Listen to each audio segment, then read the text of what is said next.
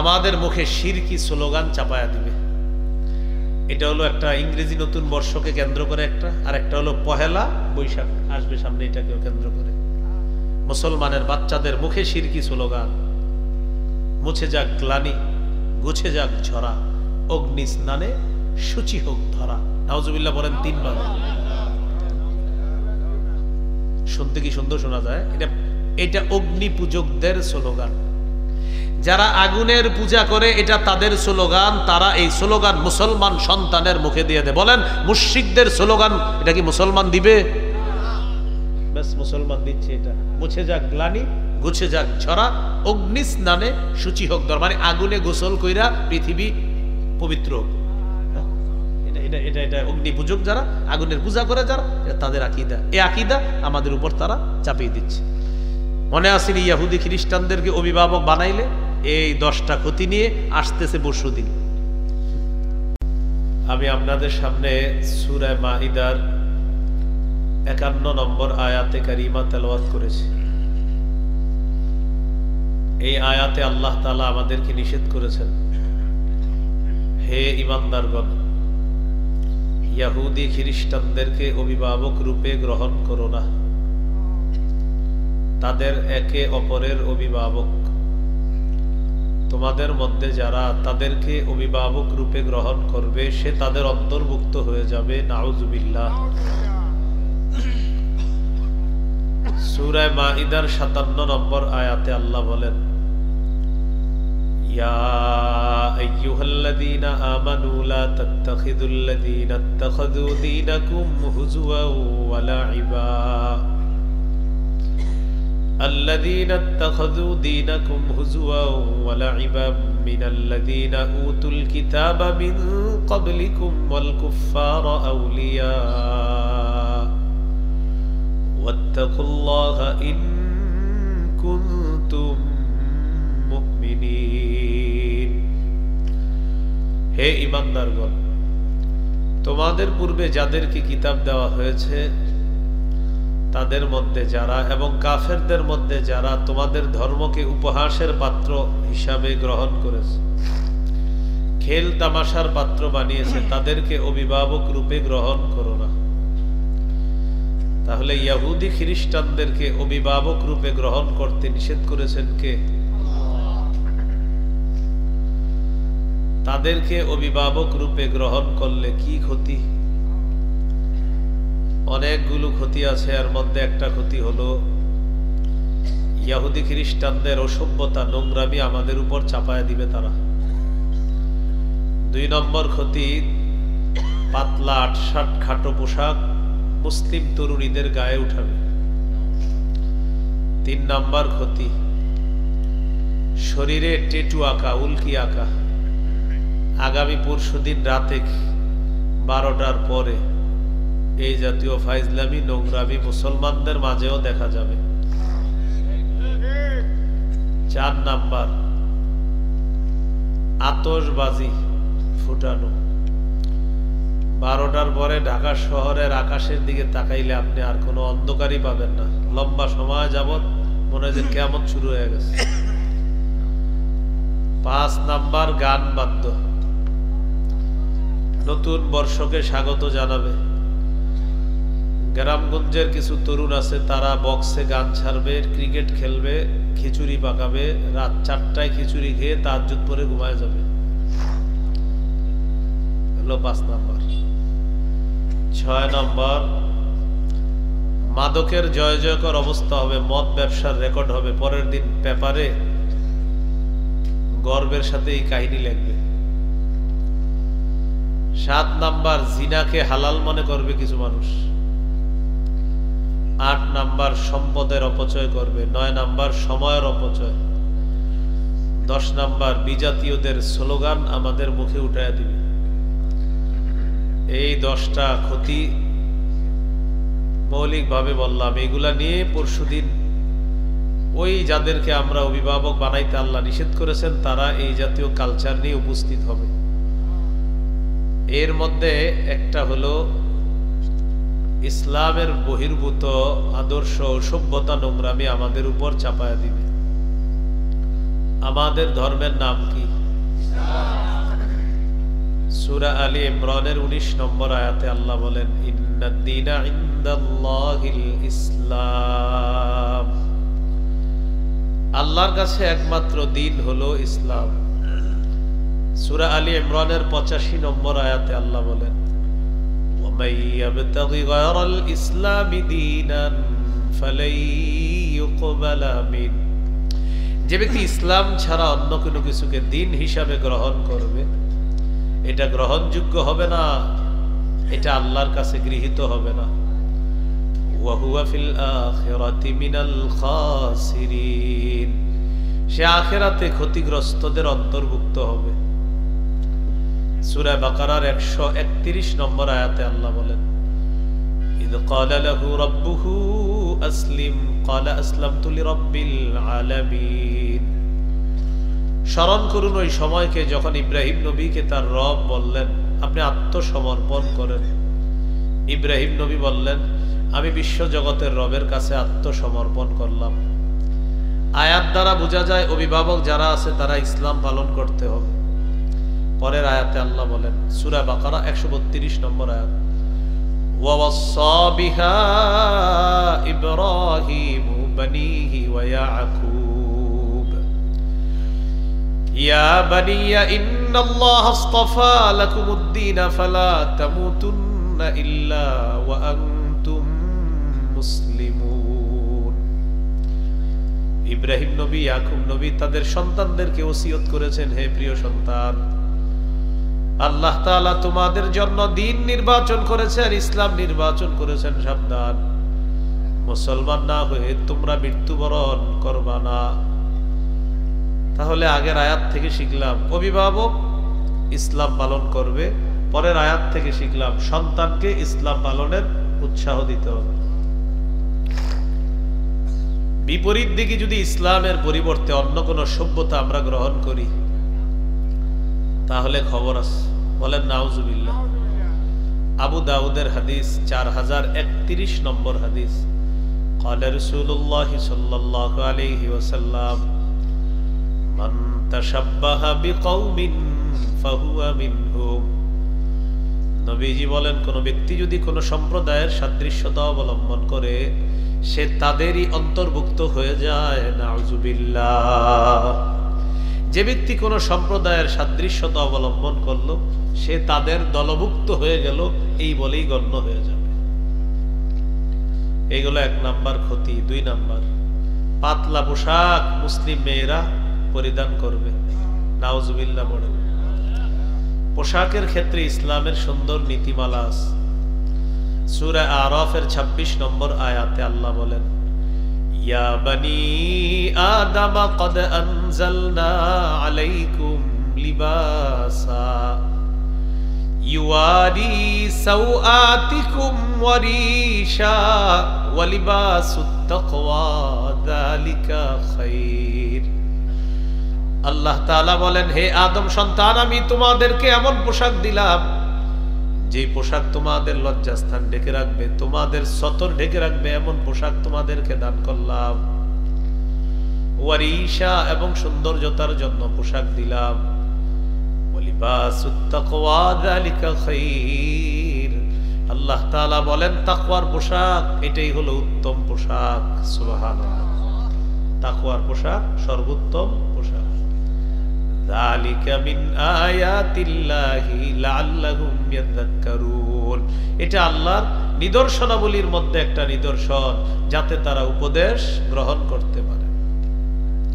তিরমিজির হাদিস 1999 নম্বর হাদিস 1999 ক্বালা রাসূলুল্লাহ সাল্লাল্লাহু আলাইহি ওয়াসাল্লাম নবীজি বলেন লা ইয়াদখুলুল জান্নাতা মান কানা ফি কলবিহি মিসকালু যাররাতিন মিন কিবরিন। কোন ব্যক্তির অন্তরে যদি সরিষার দানা পরিমাণ অহংকার থাকে এই ব্যক্তি জান্নাতে প্রবেশ করবে না, নাউজুবিল্লাহ। সামান্য অহংকার থাকলে জান্নাতে যাবে না। একজন প্রশ্ন করলেন ইন্নার রাজুলা ইউহিব্বু আইয়াকুনা সাওবুহু হাসানা ওয়া না'লুহু হাসানাতান ইয়া রাসূলুল্লাহ। ইয়া রাসূলুল্লাহ কোন কোন ব্যক্তি আছে এমন যারা চায় তার জামাটা যেন উত্তম হয়, তার জুতাটা যেন উত্তম হয়। হুজুর এটাও কি অহংকার হবে? অনেক ব্যক্তি পছন্দ করে তার পোশাকটা যেন উত্তম হয়, তার জুতা যেন উত্তম হয়। فقال رسول الله صلى الله عليه وسلم إن الله جميل يحب الجمال। নবীজি বলেন আল্লাহ সুন্দর, সৌন্দর্যতাকে আল্লাহ পছন্দ করেন। পরিপাটি হয়ে যদি থাকেন এটা আল্লাহ পছন্দ করেন, কারণ আল্লাহ সুন্দর, আল্লাহ সৌন্দর্যতা পছন্দ করেন। 3 নাম্বার, উল্কি আঁকা, টেটু আঁকা। টেটু চিনেননি? এখন ইলেকট্রিক শক দিয়ে টেটু আঁকে, উল্কি আঁকে। সহিহ বুখারীর বর্ণনা 5940 নম্বর হাদিস, লাআনা রাসূলুল্লাহ সাল্লাল্লাহু আলাইহি ওয়াসাল্লাম আল ওয়াশিমা ওয়াল মুস্তাওশিমা ওয়াল ওয়াসিলা ওয়াল মুস্তাওসিলা।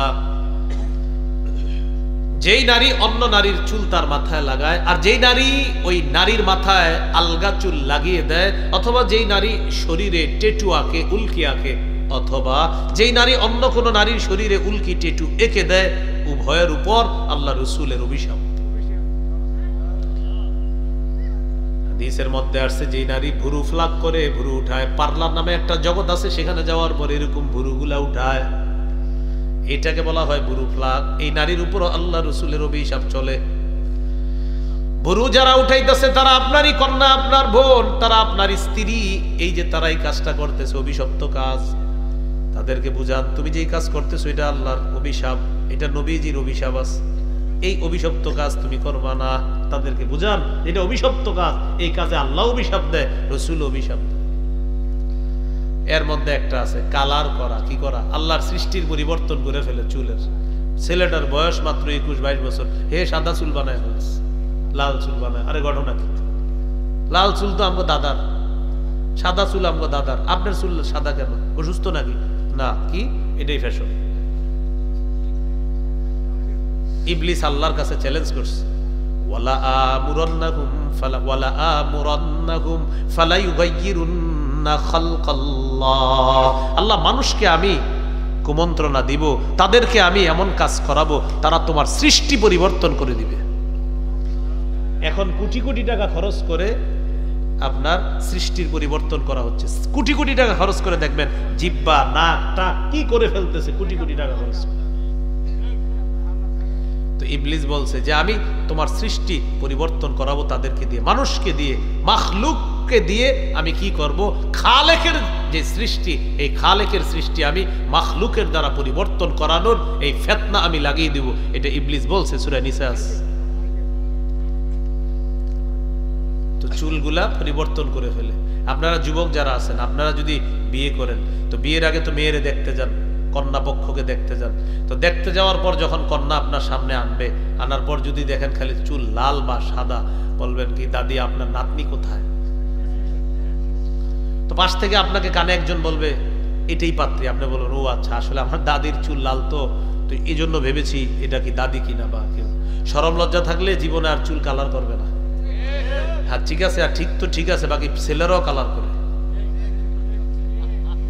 কোন মেয়ের সামনে যদি এরকম ছেলে পরে, মা বোনরা আমার বয়ান যারা শুনতেছেন মাইকে শুনেন, আপনারে বিয়ে করার জন্য কোনো ছেলে আসছে, আর যদি দেখেন খালি চুল সাদা লাল, বয়স মাত্র তার 22-23, একটা অসুস্থতা, এটা ভিন্ন বিষয়, কিন্তু 25-26 বছরে বুঝাই যাচ্ছে যে সে চুল কালার করছে। আপনিও বলবেন দাদা আপনার নাতি কোথায়? সরাসরি কেন? পাশ থেকে কেউ বলবে এটাই পাত্র, তখন আপনি বলবেন আমার দাদার চুল সাদা, এই জন্য আমি ভাবলাম সাদা কিনা। এই যারা বেশিরভাগ টিকটক ইত্যাদি করে, বেশিরভাগ দেখবেন চুল সাদা করবে, আর এটা যুব সমাজের মধ্যে আপনার পুরা ভাইরাসের মতো ছড়ায় দিচ্ছে। তো এগুলো আমরা করব না, বলেন ইনশাআল্লাহ। এই 31শে ডিসেম্বর, কালকের পরের দিনই দেখবেন মানে এমন এক অনেকের এমন অবস্থা, কি ভাই আপনার কি হয়েছে, কি হয়েছে বুঝতেছি না, এরকম একটা অবস্থা। কি পাগল হয়ে গেছেন? আসলে কি যে হয়েছি এটাই বুঝতেছি না, এরকম একটা ভাবসাব থাকবে। মানে হে যে কি করবো, বাইরেও লাইতে পারে আপনার, এরকম একটা ভাবসাব। 12টার পরে আমরা ঢাকা গিয়ে ঢুকবো, আরে এই সেই না, এই দিক দিয়ে না, ওই রাস্তা না, ওটা দিয়ে ঢুকেন, ওখান দিয়ে যান, এই দেন। মানে বিভিন্ন রাস্তার গলি বন্ধ পাবো, কেউ খেলতেছে, গান চালাইতেছে। ওই যে বললাম 4টা বাজে তাহাজ্জুদ পুরা ঘুমাবে, এরকম গান টান চালায়, বাস এই রাস্তায় ঢুকতে দিবে না, ওইটা দিয়ে যান, ওইটা দিয়ে দিবে না, আরেকটা দিয়ে যান। আরে ভাই হইলোটা কি? ও পাগল হয়ে গেছে। এগুলো 3 নাম্বার টেটু আঁকা। 4 নাম্বার আতশবাজি করা। আতশবাজি শুধু যে হ্যাপি নিউ ইয়ারকে কেন্দ্র করে হয় তা না, এটা বিয়ের সময়ও হয়, এটা গায়ে হলুদের সময় হয়, এটা ঈদের আগের রাতেও হয়। এগুলা করবেন না। আপনি যখন 4-5 জন আতশবাজি ফুটাবেন, এলাকার যে মুরব্বীরা শুয়ে থাকেন হঠাৎ লাভ দিয়ে ওঠে, কিরে বাবা দেখতো কি হয়েছে, ভয় পায়। বাচ্চা সন্তান ছেলে মেয়ের লাভ দিয়ে ওঠে, কি হলো কি হলো, মা বাবারে জড়ায়া ধরে, ভয় পায়।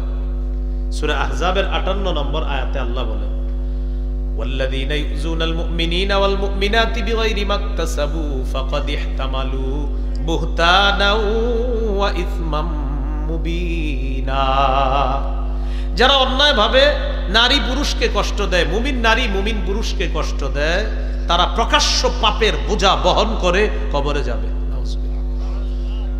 তাহলে আমরা 31শে ডিসেম্বরেও না, কোন দিবসকে কেন্দ্র করেও না আমরা আতশবাজি এই জাতীয় কাজ করব না, কারণ মুমিন এগুলার অপেক্ষায় থাকবে না। মুমিনের প্রতিটা মুহূর্ত দামি। সহিহ বুখারীর বর্ণনা, আব্দুল্লাহ ইবনে ওমর রাদিয়াল্লাহু তাআলা আনহুমা, তার কাঁধে নবীজি এইভাবে হাত রাখছে, হাত রেখে বলতেছে, কুন ফিদ দুনিয়া কান্নাকা গরীব। আব্দুল্লাহ ইবনে ওমরকে বললেন, ও ইবনে ওমর, এমন ভাবে থাকো যেন তুমি অপরিচিত, তুমি মুসাফির, আও আবিরু সাবিলিন, তুমি পথিক। বলেন পথিক যিনি, পথিক কি ওইটাই তার বাড়ি নাকি আসল একটা বাড়ি আছে? তুমি মুসাফির, বলেন মুসাফিরের কি আসল বাড়ি সফর না একটা বাড়ি আছে? তো নবী মুমিনদেরকে বলেন, ও মুমিনরা, পুরা দুনিয়াটা তোমরা তোমাদের জন্য মুসাফির খানা। ইয়া রাসূলুল্লাহ, তাহলে আমাদের বাড়ি কোথায়? জান্নাতে।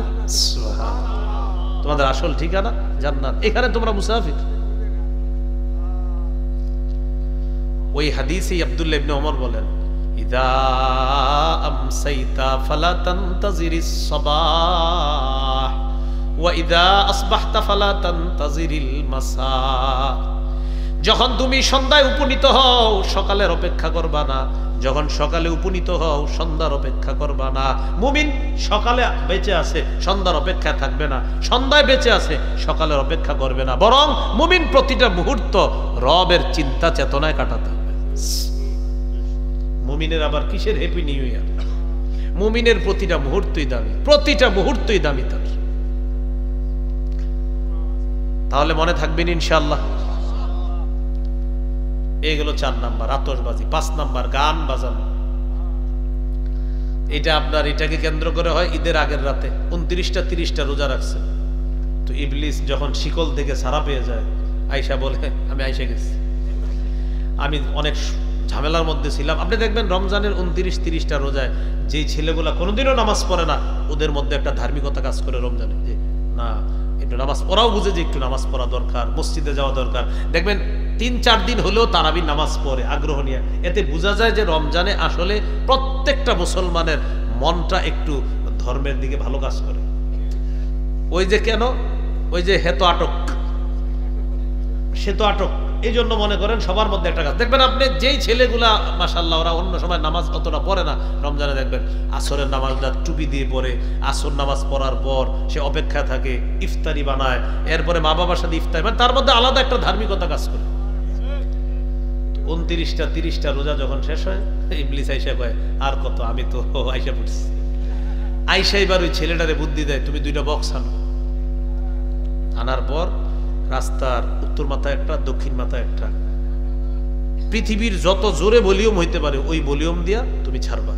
ছাড়ার পর বাংলা, ইংরেজি, অঙ্ক, ফার্সি যেই ভাষায় গান হোক সমস্যা নাই, তোমার বুঝাও লাগবে না, তোমার কাম হইলো তালে তালে খালি লাফাইবা। এইটা আপনার গায়ে হলুদে হয়। দেখবেন একটু না হাইসা এই জায়গাটা সিরিয়াস নেন, দেখবেন গায়ে হলুদে বক্সে গান চলতেছে, বাচ্চা বাচ্চা ছেলে মেয়েরা নাচতেছে, ও কিন্তু বুঝে নাই, ছোট বাচ্চারা বুঝতেছে না যে আমি কেন লাফাইতেছি। বোঝা যাইতেছে ওই গানের তালে তালে বাচ্চাদের লাফানোর মধ্যে সেখানে ইবলিস ভয়ঙ্কর ভাবে কাজ করতেছে, আর আপনার সন্তান এইভাবে অভ্যস্ত হচ্ছে। তাহলে প্রিয় ভাইয়ারা, আমরা কোনো অনুষ্ঠানকে কেন্দ্র করে গান বাজাবো না। আমি শুধু একটু বলি আপনাদেরকে, এতটুকু মনে রাখবেন, আমার নবীর কোরআন তেলাওয়াত শুনতো কাফেররা। কাফেররা যেন নবীর কোরআন তেলাওয়াত না শুনে এটা বাধা দেওয়ার জন্য কাফেরদের মধ্যে একজন এই ব্যক্তি বিদেশ থেকে গায়িকা, নর্তকী, গান, বাদ্যযন্ত্র আর হলো গল্প, মিথ্যা কাহিনী ক্রয় করে আনছে। আনার পর কাফের যুবকদেরকে, কাফের নারীদেরকে বলল, তোমরা আর মোহাম্মদের কোরআন শুনবা না, এখন থেকে নর্তকীর নাচ দেখবা আর গান শুনবা আর মিথ্যা গল্প সে যা বলবে এগুলা শুনবা। কোরআনের এগেইনস্টে, মানে কোরআনের তেলাওয়াত বাধাগ্রস্ত করার জন্য গান কিনে আনছে। সেই গান আপনি বাজাচ্ছেন। সূরা লোকমানের 6 নম্বর আয়াতে আল্লাহ বলেন, ওয়ামিনান নাসি মান ইয়াশতারি, মানুষের মধ্যে কিছু মানুষ আছে ইয়াশতারি, যারা ক্রয় করে লাহওয়াল হাদিস, অনর্থক গান গল্প ক্রয় করে। এই যে এই শেয়ার লিউদিল্লা আন সাবিলিল্লাহ, মানুষকে আল্লাহর রাস্তা থেকে পথভ্রষ্ট করার জন্য। বিগয়রি ইলমিন, না জেনে অজ্ঞাতবশত এটা করে, তারা সঠিক বিষয়টা বুঝতেও চায় না, জানতেও চায় না। ওয়াত্তাখিদাহা হুজুয়া, এটাকে উপহাসের পাত্র হিসেবে গ্রহণ করে। উলাইকা লাহুম আযাবুম মুহিন, আল্লাহ বলেন তাদের জন্য অপমানজনক শাস্তি। নাউজুবিল্লাহ। তাহলে গান কিসের বিরুদ্ধে? কাফেররা আনলো কোরআনের বিপরীতে তারা গান গল্প আনলো, এটি আনলো। قال رسول الله صلى الله عليه وسلم لا تبيعوا القينات والمغنيات, তোমরা বাদ্যযন্ত্র ক্রয় করবা না, নায়িকা গায়িকা ক্রয় করবা না, ওয়ালা তাশতারুহুন্না, বিক্রি করবা না। আমাদের দেশের কোন গায়ক নায়িকা গায়িকাকে এক্সপোর্ট করবা না, বিদেশের কোন নায়ক নায়িকা গায়িকাকে ইম্পোর্ট করবা না। ওয়াসামানুহুন্না হারাম, তাদের উপার্জিত এই উপার্জনের যে অর্থটা টোটালটাই হারাম। হাদিস থেকে বোঝা যায় বিদেশের কোন গায়ক নায়িকা গায়িকা নর্তকী আইনা নাচানাচি করায়া 3 কোটি 4 কোটি 5 কোটি টাকা দেওয়া যাবে না। বুঝছেন নি? উপায় নাই। তাহলে এবার আমাকে বলেন, গান ডাউনলোড করলে এমবি যে খরচ হয়, ওই এমবি কিনতে টাকা লাগে কিনা? হ্যাঁ বলেন। নবীজি বলেন তোমরা গান কিনবা না। এই যে আপনি গান কিনলেন, এখন অনেকে বলবে হুজুর তাহলে এখন থেকে আর ডাউনলোড করবো না, এমনি দেখবো। তো এমনি দেখলে এমবি খরচ হয়নি, ব্যাস আপনি টাকা খরচ করলেন না। নবীজির এই হাদিস দ্বারা বুঝাই যাইতেছে যে আপনি এই গান কিনলেন। যেই দোকানে লেখা থাকে এখানে মেমোরি কার্ড লোড করা হয়, এখানে মেমোরি কার্ডে গান লোড করা হয়, বাস বলে দিবেন ভাইয়া তোমার এই অংশ হারাম, সামানুহুন্না হারাম, এই অংশ তোমার হারাম, তুমি এই ব্যবসা করতে পারো না। আল্লাহ আমাদেরকে বুঝার তো, ভাই বুঝতেছেন তো সবাই কথাগুলা? হ্যাঁ এটা হারাম, এই অংশ হারাম, করা যাবে না। এই গেল আপনার 5 নাম্বার গান। 6 নাম্বার মদ। মদের ব্যবসায় কি পরিমাণ ব্যবসা হয়েছে এটা আপনার লেখালেখি হবে এবং এটা নিয়ে গর্ববোধ করবে যে এই পরিমাণ মদের ব্যবসা হয়েছে। সূরা মাইদার 90-91 নম্বর আয়াতে আল্লাহ বলেন, ইয়া আইয়ুহাল্লাযীনা আমানু ইন্নামাল খামরু ওয়াল মাইসিরু ওয়াল আনসাবু ওয়াল আজলামু রিজসুম মিন আমালিশ শাইতান। বলেন সবাই, মদ, জুয়া, মূর্তি, ভাগ্য নির্ণয়ক স্বর, জ্যোতিষী, গণনা, হাতের রেখা, সাপ, টিয়া পাখি, ময়না পাখি ইত্যাদি দিয়ে ভাগ্য গণনা সব নাপাকি। এগুলা কি নাপাকি? আল্লাহ বলেন ফাজতানিবুহু, বেঁচে থাকো, লাআল্লাকুম তুফলিহুন, যাতে তোমরা সফলকাম হও। হাত দেখবে আপনার, দেখার পর তো দেখবেন দেশ গ্রামের মানুষ যদি হন, আপনি কাজ করতে করতে হাতে কিন্তু এমনি অনেক দাগ পড়ে, তো বলবে কি আপনার দাগ তো তুলনামূলক অনেক বেশি, হাতের রেখা দেখা বলবে। বাকি মেজর প্রবলেম না, যতটুকু প্রবলেম আছে 3002 টাকা দিলে প্রবলেমটা কাটানোর একটা ব্যবস্থা আছে। উদ্ভট টাইপের একটা অর্থ বলবে 3002 টাকা। 2 টাকাটা কেন বলে তখন আপনার মাথায় আসবে, না রে ভাই কি জানি আল্লাহ জানে, এই জন্য 3002। নবীজি বলেন মান আতা আররাফান আও কাহিনান, কোন ব্যক্তি যদি গণকের কাছে যায়, ফাসাদ্দাকা বিমা ইয়াকুল, গণক যা বলে তা যদি বিশ্বাস করে, ফাকাদ কাফারা আলা উনজিলা ফাকাদ কাফারা বিমা উনজিলা আলা মুহাম্মাদিন সাল্লাল্লাহু আলাইহি ওয়াসাল্লাম। নাউজুবিল্লাহ পড়েন, তারপর অনুবাদটা বলি। নবীজি বলেন কেউ যদি গণকের কাছে যায়, যাওয়ার পর গণকের কথা বিশ্বাস করে, সে নবীর পুরা দিনটাকেই অস্বীকার করলো। ফাকাদ কাফার, সে অস্বীকার করলো বিমা উনজিলা, যা নাজিল করা হয়েছে আলা মুহাম্মদ, মুহাম্মদ সাল্লাল্লাহু আলাইহি সাল্লামের উপর যা নাজিল করা হয়েছে তার নবুয়তি জিন্দেগিতে আপনি সব অস্বীকার করলেন, গণকের কথা বিশ্বাস করলেন। তাহলে পেপারে রাশিফল আর পড়বো না। পেপারে আসেনি রাশিফল, এটা পড়বেন না। রাশিফল আবার হ্যাঁ ভাগ্য গণনা করে, আপনার জন্ম কি বার, মঙ্গলবারে, চক্র, এই চক্র সেই চক্র, এগুলা বিশ্বাস করা যাবে না। বলেন নাপাকি, বলেন নাপাকি, এটা থেকে বাঁচতে হবে। তো এর মধ্যে একটা হলো মদ নাপাক, জুয়া নাপাক। জুয়া বলতে চা দোকানের সামনে দাঁড়িয়ে দাঁড়িয়ে যে আপনারা বলেন এই ওভারে 10 হবে, এই ওভারে 15 হবে, এই ওভারে 4, এই 4 হবে 6 হইতে পারে, এই যে জুয়াটা, এটা যদিও এই এলাকায় না হলেও পৃথিবীতে হয়, এই জুয়াও হারাম। হ্যাঁ হয়, এটা আমিও জানি। তো আপনার এটা শুধু পুরা বাংলাদেশে এখন এটা পুরা মহামারী আকারে ধারণ করছে। তো বলে বলে যে জুয়া খেলেন, ভাই এগুলো খেলেন না, 4 হবে 6 হবে, এই জুয়া খেলবেন না। এই যুবক ভাইয়েরা এগুলো খেলেন না, কিন্তু এগুলো খেলেন না। যে খেলে তারে নাই নিষেধ করবেন, ভাই এটা জুয়া।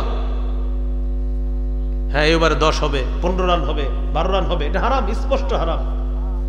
তাহলে নাপাক না, হারাম, হারাম তো বলবেন, বলবেন নাপাক, বলেন জুয়া নাপাক, বলেন জুয়া। তো নাপাক হালাল না হারাম? হারাম।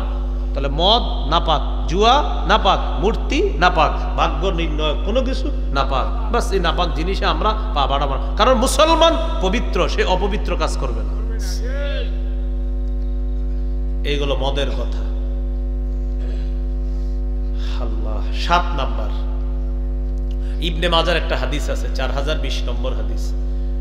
قال رسول الله صلى الله عليه وسلم لا يشربن ناس من امتي الخمر يسمونها بغير اسمها।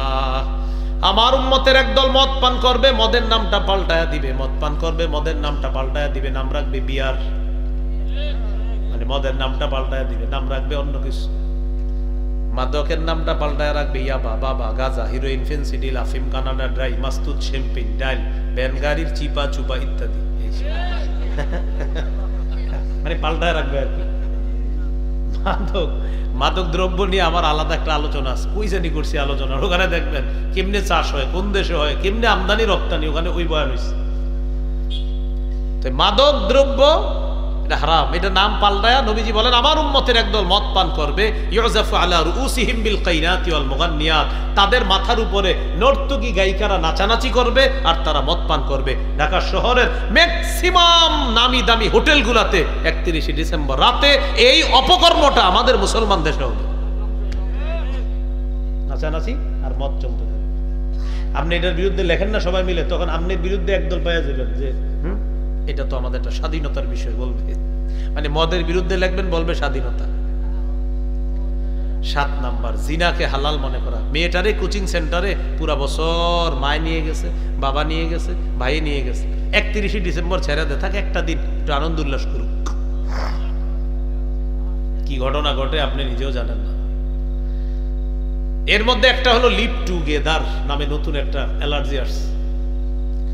একজনে তো আপনার প্রতিদিন বলতে আছে যে আমি আর উমকে লিভ টুগেদার করেছি, মানে একই ছাদের নিচে আমরা দুইজন স্বামী স্ত্রীর মতো একসাথে থেকেছি, কিন্তু স্বামী স্ত্রী না, আর এতে আমাদের মা বাবা সমর্থন করেছে বলতেছে। কেমন ধরনের মা আর বাবা আর কেমন ধরনের সন্তান। এখন তার বাংলাটা শোনেন, সেটা শুনলে আপনারা কি হাসবেন না কানবেন আপনারা জানেন। সে লিখতেছে আমাদের দেশে ডিভোর্স নরমালাইজ হয়ে গিয়েছে, আস্তে আস্তে লিভ টুগেদার এটাও নরমালাইজ হবে ইনশাআল্লাহ।